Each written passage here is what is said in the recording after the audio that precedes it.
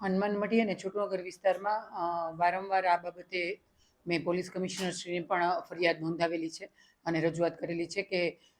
એ વિસ્તારમાં વારંવાર વિસ્તારવાસીઓને દારૂના વેચાણ કરનાર લોકોનો અને અસામાજિક તત્વોનો વારંવાર એમને હેરાનગતિ રહે છે. અને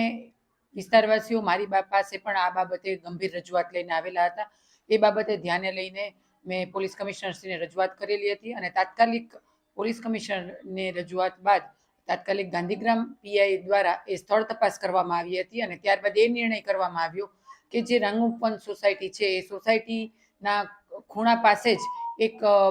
પોલીસ ચોકી એટલે કે પોલીસની નાની ચોકી બનાવવામાં આવે કે જેથી કરીને સમગ્ર સમય દરમિયાન પોલીસ દ્વારા તંત્ર દ્વારા એ તમામ લોકો ઉપર એમનું ધ્યાન રહે. અને આ બાબતે ગાંધીગ્રામ પીઆઈએ એની તપાસ પૂર્ણ કરી અને એમનો રિપોર્ટ પણ આપી દીધો છે અને અત્યારે આ રિપોર્ટ મ્યુનિસિપલ કમિશનર પાસે છે, કારણ કે જગ્યાની કાર્યવાહીની મંજૂરી રાજકોટ મહાનગરપાલિકા આપતી હોય છે. એટલે આ બાબતે રાજકોટ મહાનગરપાલિકા પાસે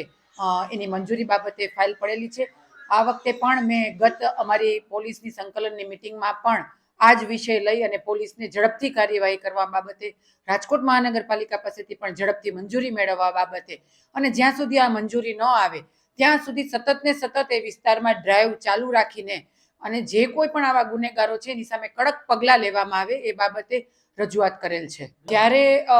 એ લોકો અમારી પાસે રજૂઆત કરવા આવે ત્યારે અમે અધિકારીઓનું ધ્યાન દોરતા હોઈએ છીએ અને ત્યાં ડ્રાઈવ કરાવતા હોઈએ છીએ, પરંતુ